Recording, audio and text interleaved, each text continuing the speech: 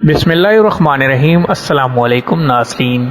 जापानी फल को मुख्तलिफ नामों से पुकारा जाता है, जैसा कि हम लोग जापानी फल और अंग्रेज़ी में इसे परसिमन कहा जाता है।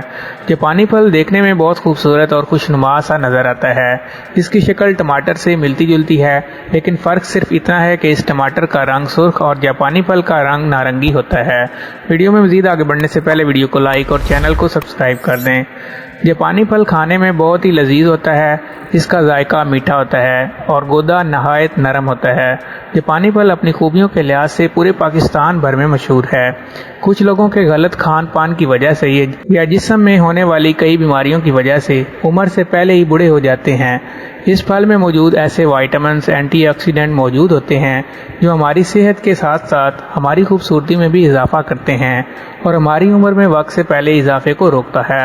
अच्छी सेहत, अच्छे दिमाग और एक सेहतमंद जिस्म का ज़ामिन होती हैं। इस फल में बेपनाह ग़िज़ाइयत मौजूद है, जैसा कि प्रोटीन, कैल्शियम, फास्फोरस और पोटाशियम वगैरह। जापानी फल का छिलका भी कुदरती ग़िज़ाइयत से भरपूर होता है। पाकिस्तानी आबो हवा के लिहाज से इस फल की यहाँ काश्तकारी बेहतर है और बहुत ज़्यादा पैमाने पर इसकी काश्त होती है, इसलिए इस फल की काश्तकारी दिन ब दिन बढ़ती ही जाती है। ये फल पाकिस्तान में कुछ दहाइयों से है। सबसे पहले इसकी काश्त चीन में की गई, फिर इसकी काश्त जापान में हुई और पाकिस्तान में इसे जापान से बरामद किया गया।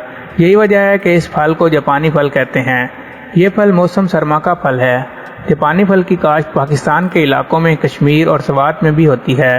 जापानी फल का असर मिजाज में गर्म होता है, इसलिए इस फल को इतदाल में ही रहकर खाना चाहिए। ये फल हमेशा पका हुआ खाएं, क्योंकि कच्चा फल नुकसानदेह हो सकता है। ये फल मुख्तलिफ डिशेस बनाने में भी काम आते हैं। तो दोस्तों, ये थी हमारी आज की मुख्तसर सी वीडियो। अगर वीडियो पसंद आए तो वीडियो को लाइक और चैनल को सब्सक्राइब कर दें। शुक्रिया।